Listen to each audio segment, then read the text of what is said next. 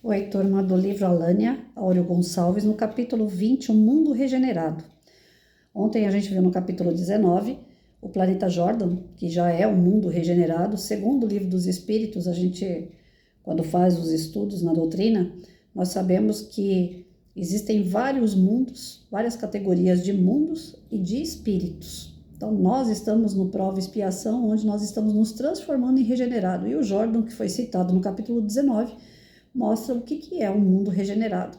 Então tem a descrição física desse planeta, onde o eixo ele é retinho, né? O clima se torna um clima agradável, não é nem muito quente, nem muito frio, tem uma natureza diferenciada, onde não existe a destruição da natureza, não tem terremoto, não tem maremoto, não tem tsunami, não tem choque de placa tectônica.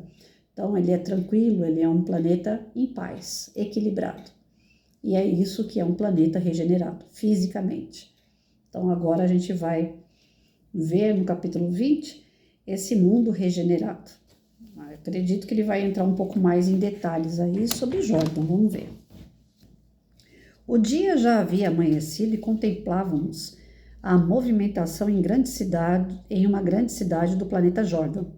Pude perceber, ao me aproximar do imenso núcleo urbano, que a área residencial se concentrava na periferia da cidade, que abrigava em suas regiões mais centrais enormes edificações destinadas a vários tipos de atividades. Esses bairros periféricos e residenciais tinham ruas muito tranquilas e arborizadas. As casas eram semelhantes em tamanho e arquitetura. Já o centro da metrópole possuía avenidas largas e movimentadas.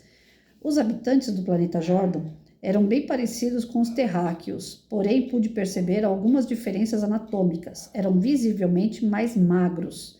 Isso é reflexo da alimentação dos jordanos, disse Ludwig, que acompanhava o meu deslumbramento. Há alguns séculos, a dieta de todos é puramente vegana. Então, algumas pessoas aí criticam tanto esse pessoal que é vegano, e na verdade, gente, nós estamos caminhando para isso. À medida que nós vamos evoluindo, como dizia Francisco de Assis, os animais são nossos irmãos, são vidas tanto quanto a nossa. Nós não somos canibais porque não estamos comendo a mesma espécie, mas nós estamos comendo animais, que nós também somos animais. Então, só não é a mesma espécie. Esse negócio do ciclo da vida, né? No ciclo que um animal maior come o menor e assim por diante, eu sempre questionei isso, né? Como que pode o instinto animal ele pegar o outro que é menor? E nós, por termos um pouco mais de discernimento, já que nós nos tornamos, né, pensadores, por que a gente ainda faz parte desse instinto de pegar o menor? Nós pegamos sempre aquele que a gente pode com ele, não é isso? A gente pode matar, então a gente pode comer.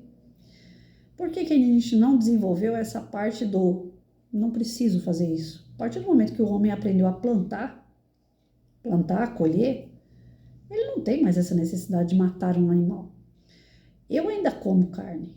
Ainda ontem eu passei no médico e falei para ele, doutor, eu não estou conseguindo comer mais bife, eu não consigo mais comer uma carne que eu imagino que seja um boi ali, que seja um bicho. Aí eu passei a comer frango.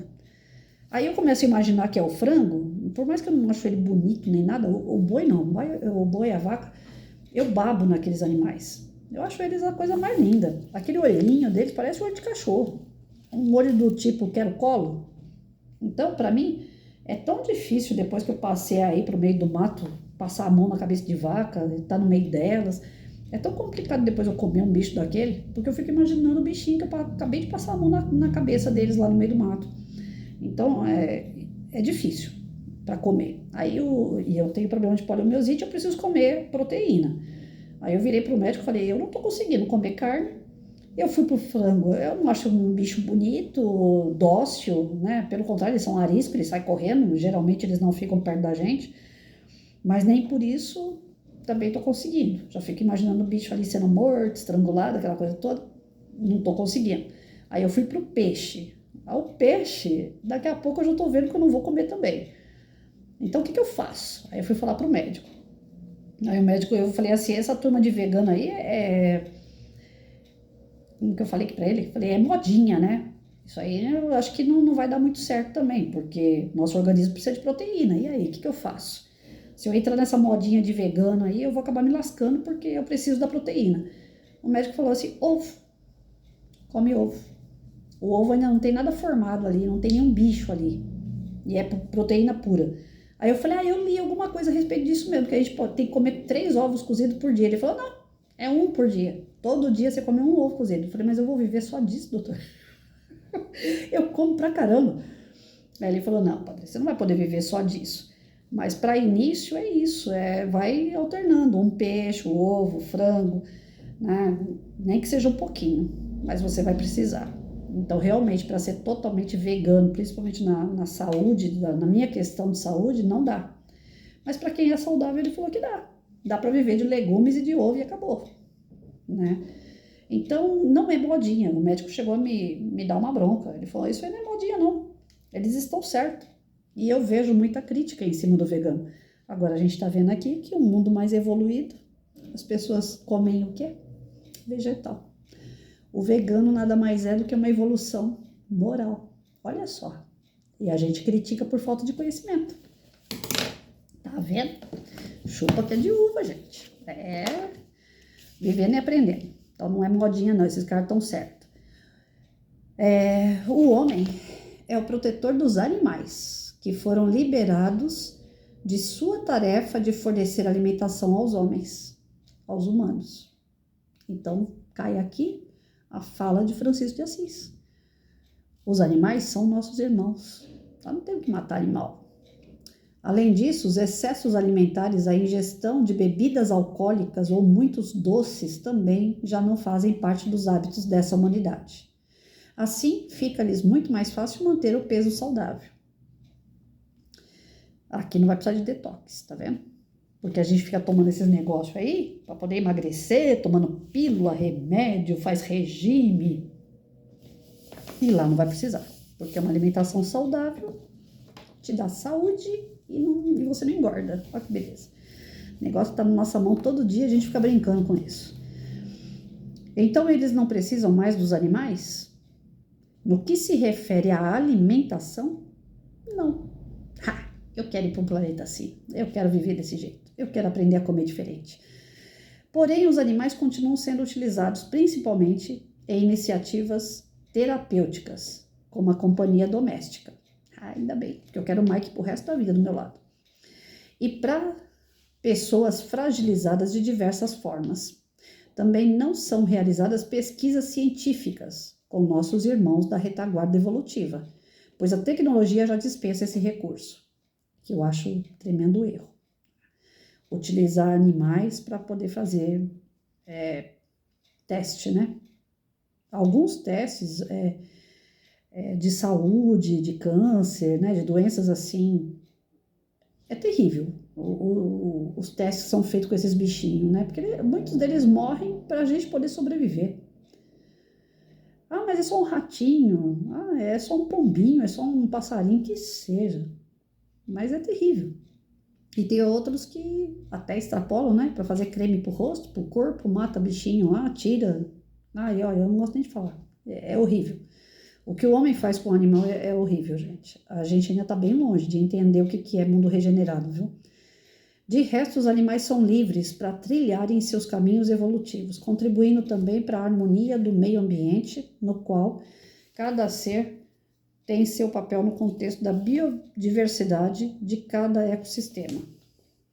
Então, em resumo, os animais, eles são utilizados aqui apenas para fins domésticos e não para alimentação. Acabou a história de comer animal aqui, hein? Vamos gravar isso para a gente poder começar a tomar vergonha na cara e começar a melhorar a nossa vida a partir de aqui, de agora. Não ficar esperando o mundo se tornar regenerado. Mas a gente pode acelerar esse processo aí.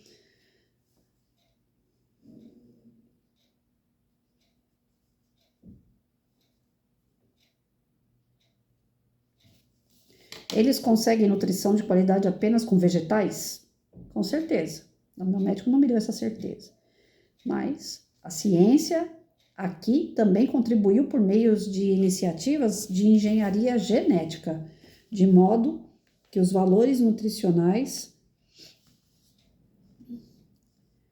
das espécies vegetais aumentaram substancialmente, ganhando inclusive propriedades novas. Ah, então é por isso. Meu médico disse que só legumes e verdura não ia me dar proteína. Mas aqui a genética dos vegetais mudaram. Então, se mudou a genética, eles vão ter uma substância que tem a tal da proteína. Esse processo também permitiu que menor quantidade de alimento já fosse suficiente para suprir a necessidade calórica dos habitantes, o que foi decisivo para ganhar mais facilmente o suprimento alimentar de toda a população. Quando eu era pequena, eu lembro que tinha aqueles Jetsons, né, do desenho, eles se alimentavam com pílulas. Então tinha pílula de tudo que é tipo, né? E hoje, se a gente for ver, já estamos entrando nessa fase de pílula, porque você abre a internet, tem pílula para tudo, suplemento disso, suplemento daquilo, isso daqui serve para isso aqui serve para aquilo. Então nós estamos entrando nessa era aí das pílulas, né? Avanços como esse poderiam acabar com a fome em nosso mundo, não? Com certeza, de fato. E a ciência terrena está caminhando para isso, tenha certeza. Eu acabei de falar o quê? Das pílulas. Percebo também que as roupas são bem simples, parecem uniformes. Na verdade, eles já não sentem necessidade de transmitir mensagens não verbais, de vaidade ou poder, pelo modo como se vestem. Assim, utilizam peças estritamente funcionais com as cores que mais lhes agradam, priorizando o conforto e a praticidade. As roupas parecem simples, mas não são. Possuem dispositivos e aplicativos que tornam disponíveis informações de saúde e até mesmo diagnóstico precoce de algumas doenças. Já pensou? Você está vestido com uma roupa que avisa, olha, teu coração está batendo mais forte. Da hora, né? Sem contar que estão muito avançadas no quesito conforto térmico. As vestimentas mantêm a temperatura externa de acordo com a vontade do usuário, por meio de uma fonte de energia própria e tecidos especiais. Isso me seria muito útil no inverno de Varsóvia, suspirei fascinado. Nossa aeronave pairava no ar e eu tinha uma visão panorâmica do centro da cidade. Podíamos enxergar tudo o que acontecia a longas distâncias por meio de equipamentos disponíveis na embarcação. Analisando melhor o cenário urbano de Jordan, reparei que não havia veículos individuais. Todos os deslocamentos eram feitos em transportes coletivos, que pareciam muito eficientes. Nas ruas e calçadas limpas ao extremo, víamos transeuntes que andavam de forma tranquila, sem transmitir inquietação ou pressa. Às vezes pareciam deslizar suavemente pelo solo. Ludwig continuava com suas explicações e eu tremia de euforia e curiosidade. Os transportes coletivos são priorizados, mas existem opções de deslocamentos individuais. A maioria movida por energia do próprio corpo, como a bicicleta que conhecemos. Os habitantes não sentem vontade de adquirir veículos para uso pessoal, pois suas necessidades de deslocamento são totalmente atendidas pelas redes de transporte público. Eita, que sonho, já pensou? Não ter que andar mais apertado, jogado de um lado, jogado do outro, sendo carregado que nem como se fosse bicho. É um sonho. Na Terra, além de a população não ter esse recurso disponível com a qualidade necessária, a maioria das pessoas ainda sente necessidade de possuir carros ou iates a título de status pessoal. Os jordanianos já ultrapassaram essa fase. Sim, percebi, quando passamos pela área residencial, que as casas são bem parecidas. Aqui é uma competição do caramba, né? É um com casa pequena, outro com casa grande. A gente anda nos condomínios, às vezes tem 2, 3 pessoas que moram numa casa com 4, 5 quartos lá.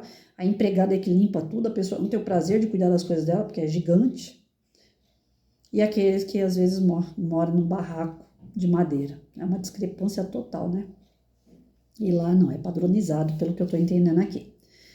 Sim, percebi quando nós passamos que a área residencial, que as casas são bem parecidas. Todas são disponibilizadas pela administração central de cada distrito, de acordo com o crescimento populacional e o planejamento familiar de cada cidadão. São residências padronizadas e dispõem de tudo o que é necessário por uma vida digna. Cada morador pode fazer as alterações que mais condizem com sua personalidade, mas no conjunto não vemos diferenças no padrão de conforto. Podemos sim notar que cada habitante adaptou o ambiente de acordo com suas preferências. Uns gostam mais de áreas com vegetais, outros preferem espaços de convivência mais amplos, assim como há aqueles que valorizam mais o contato com os animais domésticos, proporcionando-lhes espaços condizentes, enfim. Essas idiosincrasias são respeitadas. Você se referiu a planejamento familiar? Sim. Naturalmente, é uma decisão livre de cada núcleo familiar. Os casais decidem sobre o número de descendentes que pretendem acolher. Nada é imposto e há casais que preferem não ter filhos. Enquanto pensava nessas coisas, notei que 2 homens pareciam conversar bem próximos de onde estávamos, porém sem balbuciar qualquer movimento labial. Ludwig rapidamente veio ao meu socorro. Ali vemos o fenômeno de telepatia. Muitos habitantes já conseguem se comunicar pela transmissão de pensamento, desde que unidos por laços de afinidade e simpatia. Nem todos dominam o processo, mas é uma prática que vem se tornando muito comum. Sabe aquela história quando a gente fala assim, nossa, você adivinhou meu pensamento? Eu estava pensando nisso. Nossa, acabei de pensar nisso aqui, você já acabou de falar aí. Olha que interessante. Isso aí é telepatia, viu, gente? Isso aí a gente já começou a desenvolver. Na verdade, mesmo estando aqui no planetinha de prova e expiação, já tem pessoas que conseguem captar o que o outro está pensando. Pela questão energética. Você não precisa nem olhar no olho da pessoa. Então está ficando cada vez mais difícil mentir, viu? Está ficando cada vez mais difícil, ainda bem. O homem está começando a desenvolver essa parte de telepática, aonde vai ser praticamente impossível você mentir. Sabe aquela história do marido ou da esposa que quer trair? A casa vai cair. Porque você vai falar uma coisa, mas o outro vai sentir outra situação, outra vibração. Ele vai te pegar pela telepatia, por essa sensibilidade de pensamento. Então, nesse planeta de regeneração, nesse grau que o espírito se encontra, mentira não faz parte da nossa vida mais. Esconder, omitir. Então, pessoas que são mentirosas, que gostam de trair, que gostam de bagunçar a vida alheia, essas não vão para um planeta de regeneração. E se for, vai se dar mal. Porque às vezes vai, porque é bom de coração, tudo, mas tem essa grande falha da mentira, das omissões, das traições. Se escorregar um cara desse num planeta de regeneração, ele vai passar vergonha pra caramba. Porque o rosto vai falar uma coisa, a boca vai falar uma coisa, mas o coração dele é outra e vão pegar pelo coração. Para nós vai ser maravilhoso isso. Para as pessoas que não gostam de mentira. Aí até governantes não vão poder governar de acordo com as suas promessas que não serão cumpridas. Eu estava assombrado. Em pouco tempo já havia me defrontado com evidências de que estava diante de uma civilização verdadeiramente avançada e o mais interessante, apesar da distância no nível de progresso, era possível acreditar que o nosso planeta Terra poderia caminhar naquela direção. Ou seja, a lição estava sendo aprendida. Lucas não foi para esse planeta regenerado justamente para ele poder criar essa motivação, ter esse interesse, ter fé de que os planetas evoluem, que as pessoas se melhoram, e estava dando certo, porque ele estava vendo com os olhos, ele é tipo Patrícia, São Tomé. Ele estava vendo com os olhos que é possível a evolução humana. E ele até então fazia uma literatura em Varsóvia, na época do Hitler, lá da Segunda Guerra. Ele fazia a literatura dele dizendo o quê? Que a vida não presta, que o fim vai ser igual para todo mundo, que todo mundo vai pro túmulo, que a gente luta para não ter nada, porque a gente é um zero à esquerda, porque Deus não existe, porque o homem não vale nada. A literatura dele caiu todinha por terra quando ele viu isso. Então estava sendo construído nele uma outra visão completamente diferente da qual ele tinha. Ele tinha uma visão destruidora do universo. O universo vai acabar. As pessoas vão morrer e ponto. E aqui não, estão dando a esperança, estão incentivando ele a entender que não é esse o caminho. Que algo se destrói, mas algo novo vai ser reconstruído, vai aparecer algo novo. Você derruba uma casa para fazer uma outra melhor. Ninguém derruba uma casa para fazer uma pior. Quando existe tragédias que nem aconteceu no Rio Grande do Sul, daqui a alguns meses volta lá para ver como é que vai estar. Aquelas casas que já eram padronizadas de classe média alta, elas vão se tornar mais alta ainda, porque eles não vão deixar barato. As pessoas que estão lá são pessoas que lutam, não são pessoas acomodadas. Elas vão chegar lá e vão fazer coisas melhores do que já tinha. Só que eu acredito que vai mexer muito daqui por diante com essa questão dos valores. Eles não vão ser tão apegados à matéria, porém nada impede de que eles façam casas ainda melhores. Que eles tenham construções mais firmes, mais bonitas, mais preparadas para um momento de enchente. No Japão, acontece terremoto quase todo dia. Tem prédios que parecem de borracha, eles balançam na estrutura conforme treme a terra lá. O prédio não cai, mas para poder fazer a estrutura emborrachada, assim, né, maleável, quantos prédios não caíram antes? Então, à medida que vai acontecendo as coisas ruins, o ser humano vai lá e vai criando coisa melhor, mais aperfeiçoada. Então, é isso. Aqui levaram Lucas para mostrar que existe o progresso, existe a melhora, mesmo pós-destruição, mesmo que algo dê errado no meio do caminho, aparentemente errado. Mas depois vem a bonança, depois vem coisa melhor. E ele está começando a acreditar nisso. Que aí ele fala, a Terra também está caminhando para esse lado. Sim, Lucas, e é por isso que escolhemos este planeta para nos servir como um grande exemplo das possibilidades que se abrem para o nosso planeta nos próximos séculos. A Terra não está condenada à destruição e ao fracasso, como pregam os pessimistas. Porém, não sabemos em quanto tempo nosso amado mundo atingirá níveis de desenvolvimento e justiça social, que possam alçá-lo à categoria de um mundo regenerado. Dependerá de nós. Segundo Chico Xavier,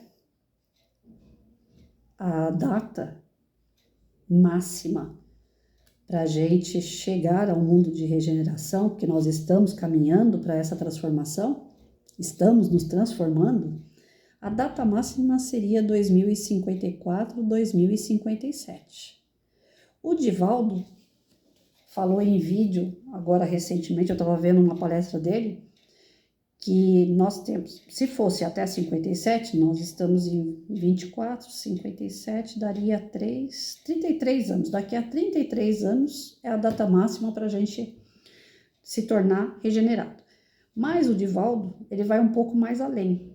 Ele falou assim, olha, com todo respeito ao Chico Xavier, mas nós sabemos que teve alguns atrasos nesse meio tempo, nessa data máxima que foi dada.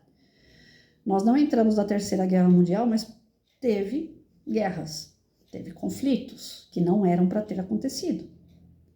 O Covid foi criado em laboratório. No rumo do mundo de regeneração, ele fala sobre isso. Na transição planetária, Divaldo fala também que algumas coisas que não era para ter acontecido foi permitido, porque tudo Deus permite dentro do nosso livre-arbítrio, mas nós vamos ter que colher. Então, nós atrasamos a nossa evolução. Era para ser data máxima 2057, daqui a 33 anos. Mas o Divaldo fala que como houve esse atraso, então nós temos aí por volta ainda dentro de um prazo de 100 anos, para que o nosso planeta seja totalmente regeneração. Então tudo depende da gente. Você quer um planetinha com um transporte que te leve para todos os lugares de uma maneira tranquila, segura, com pessoas educadas? Você quer ter uma casa confortável, padronizada junto às outras casas, não tem ninguém passando fome enquanto o outro tem um palácio? Você quer conviver com pessoas em harmonia, sem briga, sem conflito? Você quer se alimentar bem, ter saúde, porque você se alimenta bem, deixar de utilizar animais e passar a utilizar mais legumes, verduras? que de fato são mais saudáveis e você está respeitando a vida de um outro ser, porque quando você come um outro ser, você não está respeitando ele, certo? Que nem eu falei, a gente não está comendo da mesma espécie, a gente não está matando homem com homem para poder comer. Apesar que no lado criminoso ainda tem gente que faz isso, que mata pessoas e come pedaço de pessoa. Ainda tem ser assim, no meio da gente. Esse dia eu estava vendo um vídeo lá pelo Quai, lá, aquela porcaria daquele Quai. Eu falei, eu não acredito nisso. O homem com duas mulheres matava pessoas e enfiava a carne toda triturada no meio de coxinha e vendia coxinha, gente. Que mundo é esse? Então, quer dizer, se a gente quer um planeta regenerado, não está dependendo de Deus, está dependendo de nós. É o nosso comportamento que está atrasando, né? Eu nunca acreditei que a vida pudesse fazer sentido na Terra, diante de tantas dores e injustiças sociais. Então, isso daqui é o Lucas falando. Então, diante de tanta coisa ruim, ele acabou se tornando pessimista, porque ele não via nada de bom acontecer em volta. Eu acabei de fazer a leitura do Pão Nosso, no capítulo 74. Depois vocês peguem lá para estudar quem quiser. Capítulo 74, Más Palestras. Esse capítulo ele fala justamente disso. Se a gente ficar pegando as notícias ruins, que as pessoas gostam de falar, né? Notícia ruim corre que é uma beleza. Notícia boa é difícil você ter, mas notícia ruim... Ah, você viu? Matou não sei quem, nossa, não sei quem foi preso, nossa, não sei quem tá doente, tá entre a vida e tá a morte. Notícia ruim corre e dá ibope. As pessoas gostam de ouvir notícia ruim. Se a gente parar de ouvir notícia ruim, a gente se torna menos pessimista. Mas se a gente ficar ouvindo notícia ruim o tempo todo, a gente acaba embarcando e falando também. E o que isso traz de bom para nós? Quando eu começo a escutar uma pessoa muito negativa falar, ai, fulano é doente, ah, nossa, fulano não sei quem, ai, o outro, ele tá cheio de diabo no corpo, ai, aquele outro ali, só pela hora da morte, ai, aquele outro vai beber até morrer. Então, quando eu começo a escutar conversas assim, que eu sei que eu não vou poder me meter, que eu não vou poder fazer nada para ajudar, eu tento, né, ser educada, eu tento. Não tô falando que eu tô certa nisso, mas eu tento ser educada. Eu falo, eu não quero saber desse assunto, não. Se a pessoa não se toca e continua falando, ou ela muda de assunto, mas continua negativa no assunto, aí eu já sou mais grossa. Eu falo, olha, isso aí não vai me trazer nada de bom, não, desculpa, mas eu não quero saber. Aí eu já engrosso a voz, aí eu já faço cara feia para a pessoa perceber que realmente aquele assunto não me cabe. Geralmente eu ajo dessa forma. Mas é lógico que eu sou ser humano, que algumas vezes eu vou cair na tentação também de falar mal de alguém ou de ouvir alguém falar. Não é que eu sou 100% correta, não. Mas geralmente eu me vigio para não ficar nesses assuntos, porque não traz nada de bom para a gente. A gente sai numa conversa negativa como essa, a gente sai com um peso, a gente sai pessimista em relação ao ser humano. No dia que eu assisti o cara lá que faz coxinha de ser humano, eu fiquei péssima. Não dá para assistir uma notícia dessa e falar, gente, eu como iFood direto. E aí? Eu não sei de onde que está vindo. Eu compro pelo aplicativo. Dá medo de comprar as coisas na rua. Você escuta uma história dessa, você fica pessimista. Você fala, eu não quero comer mais em lugar nenhum. Tem uma padaria aqui perto de casa. Eu adoro o pão de lá. Mas eu vi que caiu um barranco do lado dela. E o barranco, do lado do barranco é um esgoto. Eu fiquei com nojo. Ninguém me contou nada. Eu não vi nada. Eu não vi rato entrar na padaria, eu não vi nada. Mas eu já imaginei. Falei, caiu aquele morrinho lá do lado da padaria. Quase que leva o estacionamento da padaria junto. Vai saber se ali dentro daquele esgoto todo não veio todos os bichos do esgoto e eu tô para dentro da padaria. Eu parei de comprar pão. A gente se torna pessimista diante de um assunto negativo. Qualquer notícia negativa, ela traz para a gente uma reação, e a reação é, né, a gente não quer mais aquilo. Então, o Lucas foi bombardeado com notícia ruim na época dele. Era Hitler, campo de concentração, era morte, era tortura. É por isso que a espiritualidade teve tanta misericórdia dele. Porque ele tinha o pessimismo, sim. Ele tinha um negativismo que já vinha de outras encarnações, inclusive. mas foi acionado esse botãozinho dentro dele mediante a situação que ele vivia. Então também induziram ele, mediante a situação que ele vivia, a ser negativo. E ele aceitou. O livre-arbítrio dele foi de aceitar. Dificilmente uma pessoa que passou pelo que ele passou não ia se tornar negativo. Eu tô falando para vocês, só de ver o barranco cair do lado da padaria, eu não quero mais comer pão lá. É a mesma coisa do Lucas. Ele tá vendo que tá todo mundo morrendo por conta de um cara que dá ordem para matar, torturar milhões de pessoas, milhares de pessoas. Como é que ele vai ver alguma coisa de bom nisso? Então, aí é onde que entrou a misericórdia. Porque a culpa não foi total dele. E ele ainda incentivou pessoas a pensar negativo. Quando a gente entra numa conversa negativa com alguém, a gente dá corda para aquela pessoa continuar no negativismo, a gente pega o negativismo dela para nós, e se bobear, a gente sai daquela conversa e ainda leva para outra pessoa. É o que acontecia com o Lucas. Ele levava aquilo para outras pessoas porque ele pegava todo aquele peso para ele. Agora dá para entender por que ele foi socorrido tão rápido. E não foi direto para o Vale dos Suicidas como deveria ter sido. Geralmente é. Se matou, vai para o Vale dos Suicidas e lá fica penando. Então agora a gente consegue entender que a culpa total não foi do Lucas. O ambiente, as situações também induziram ele a ser negativo. Assim como ele acabou induzindo outras pessoas pelo negativismo que ele comprou. Olha como esse negócio é grave. Então vamos evitar essas conversas negativas com as pessoas, vamos? Porque isso aí não vai levar a lugar nenhum e ainda pode comprometer a gente com quem a gente está falando e com quem a gente ainda vai levar essa conversa lá para fora. Pode ser o seu pai, a sua mãe, o seu filho, pode ser quem for.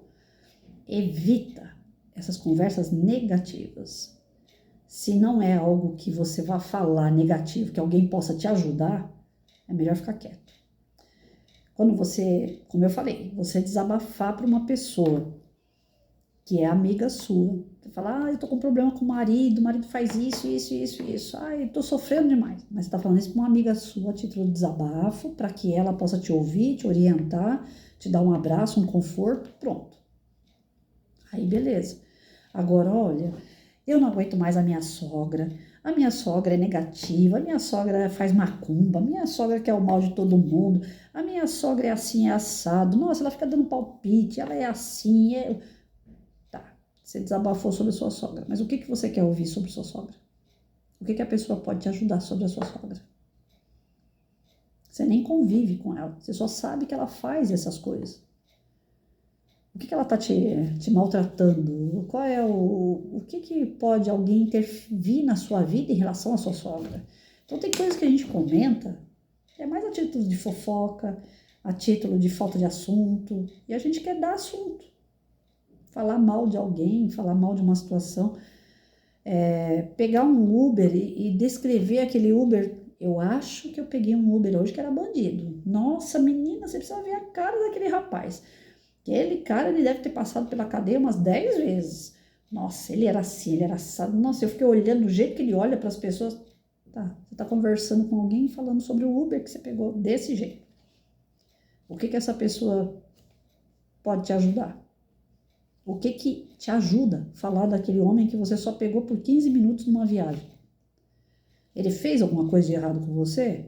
Não. Você só ficou julgando ele como ele pode ser. Talvez ele seja. Se ele fez alguma coisa com você, aí você tem lá no aplicativo como reclamar do tratamento daquele Uber e resolver o problema. Mas qual foi o problema aí? Você só olhou para a cara dele e acha que ele é bandido e pronto, já virou um problema. E a pessoa que vai ouvir as suas reclamações, ela vai resolver isso aí? Em que ela pode te ajudar? Aí quem escuta esse tipo de conversa fala, e agora? Eu preciso pegar Uber. Mas a minha amiga falou que pegou um Uber que parece ser bandido. Será que eu devo pegar Uber? Será que eu não devo pegar? Você está impedindo a outra de caminhar. Porque a outra vai ficar com aquele negativismo na cabeça e ela não vai querer pegar Uber também.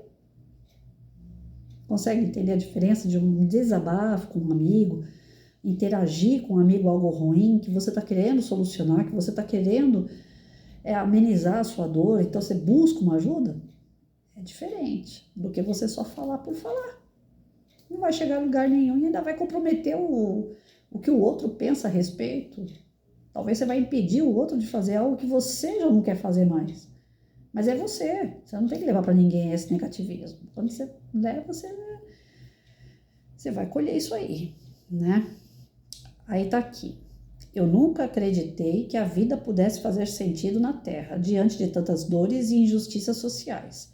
Alegra-me profundamente conhecer a experiência dos jordanianos. Falei emocionado. Lucas, né? Mais do que conhecer, Lucas, estamos procurando nos tornar auxiliares do Cristo na construção de uma terra de amor, um planeta renovado. Por um momento senti a eclosão de um sentimento genuíno de fé e esperança, o que para mim foi motivo de uma doce alegria. Então, a partir do momento que você descobre que tem lugares melhores, você não vai querer fazer o seu lugar ficar melhor também? Às vezes eu fico fuçando na internet, eu acho algumas coisinhas assim. Tem uma escola chamada Umberto Conti Tchequia. Eu dei aula lá em 1992, 93, por aí. Foi uma das primeiras escolas que eu trabalhei. E eu tenho eles no meu Face. Aí eu fico acompanhando as atividades das professoras, acompanho a decoração das salas de aula, os cantinhos de leitura, de internet que eles têm lá, de computador, vejo o trabalhinho das crianças, eu fico babando naquela escola. É uma escola modelo e é uma escola estadual. Fica em Hermelino Matarazzo. Aí, ontem mesmo eu estava fuçando na internet, aí eu achei umas decorações de cantinho da leitura. Na hora que eu olhei aquela decoração, eu falei, meu Deus, o Umberto Conti tem que ter esses cantinhos, porque as professoras de lá são caprichosas, já tem o cantinho da leitura nas salas de aula. Teve uma professora que colocou um tapetinho lá, que era decorado com trilha, então eu acredito que ela deve fazer trabalho de trilha também com as crianças em cima daquele tapete. E tinha umas almofadinhas e tal, e os livros para as crianças, cantinho da leitura. E ontem, quando eu estava olhando o cantinho da leitura que estava exposto na internet, eu falei, meu, é o Umberto Conti isso aqui. Eu peguei, fui lá e compartilhei e mandei. O negócio tá bom, a escola é boa, ela é decorada, ela é bem tratada, mas quando você vê que tem coisa melhor ainda, você quer compartilhar aquilo. Então, a nossa tendência é essa. Tudo aquilo que é bom, a gente quer melhorar. Você vê uma decoração, você faz uma decoração do seu quarto, mas aí você entra na internet e vê um outro tipo de lençol. Aquele lençol é mais bonito do que aquele que você estava. Você não vai querer trocar? Então, quando você vê um planeta melhor, você não vai querer que o seu planeta seja melhor? Lógico que vai. Então, a ideia da espiritualidade de ter levado o Lucas a esse planeta foi justamente isso, desenvolver nele a vontade, o ânimo, o incentivo para que ele queira fazer mais e melhor. E deu certo. Tanto é que no final ele colocou aqui. Sentiu dentro dele uma eclosão de um sentimento genuíno de fé e esperança. Ou seja, incentivou ele que agora as coisas podem caminhar melhor. Isso é ótimo, gente. E quando dentro do trabalho mediúnico, quando a gente está fazendo isso com o espírito, que o espírito resolve aceitar uma ajuda, que ele quer se melhorar, que ele quer fazer as pazes com alguns inimigos do passado, que ele quer aceitar uma nova oportunidade de reencarnar, dá uma alegria não só para o espírito, mas principalmente para quem acompanha aquele espírito. O nosso anjo de guarda, ele deve fazer festas, tremendas festas, quando a gente resolve dar uma bola dentro. Eu imagino o Gabriel.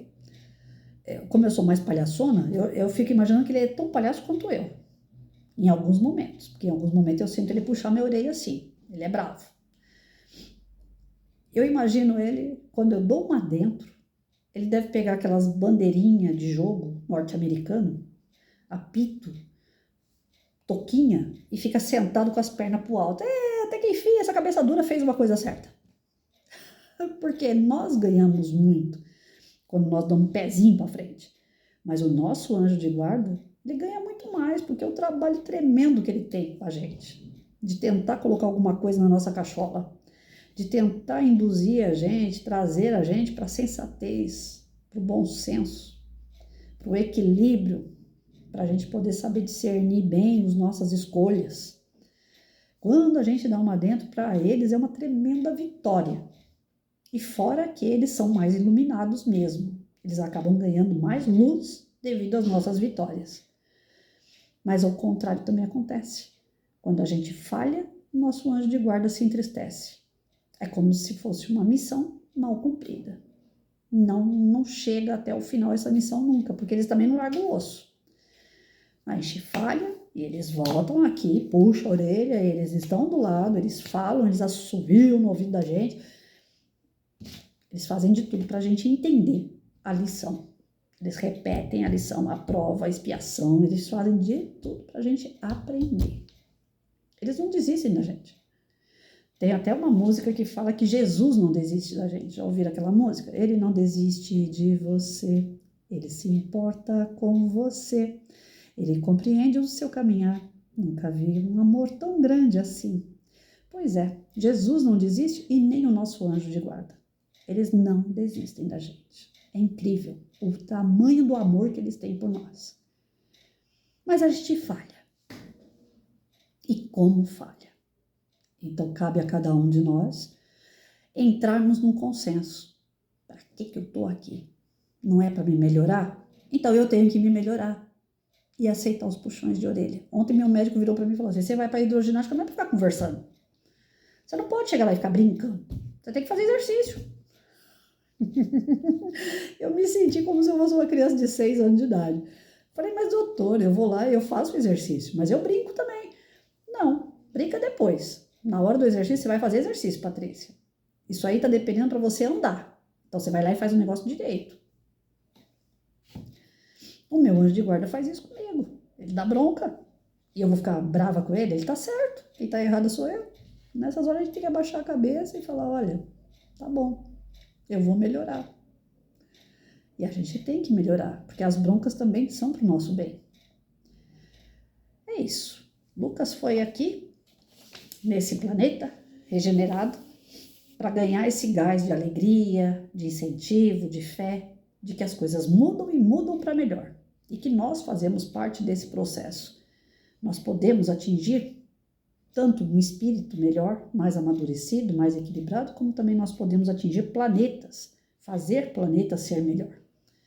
Com uma população melhor, com condições de vida melhor. E olha, gente, por muito tempo eu relutei para entender isso, porque na minha cabeça oca, como eu não vejo, e eu sou Santo Tomé, só acredito naquilo que eu vejo, foi muito difícil para mim entender que não existe vida fora daqui da Terra, que existe coisas ruins fora da Terra, que existe coisas melhores fora da Terra. Eu não conseguia entender isso de jeito nenhum. Só consegui entender quando eles começaram a me utilizar e me levar nos lugares. Aí eu falei, agora existe mesmo, porque agora eu tô vendo. Então, o que fizeram com o Lucas aqui, esse choque? Ele teve que ver para crer. Quantos de nós vão ter que passar por isso? A gente vai ter que ver para crer. Mas eu adorei a parte do vegano. Eu vou virar vegana. Daqui por diante, me aguarde. Bom final de semana.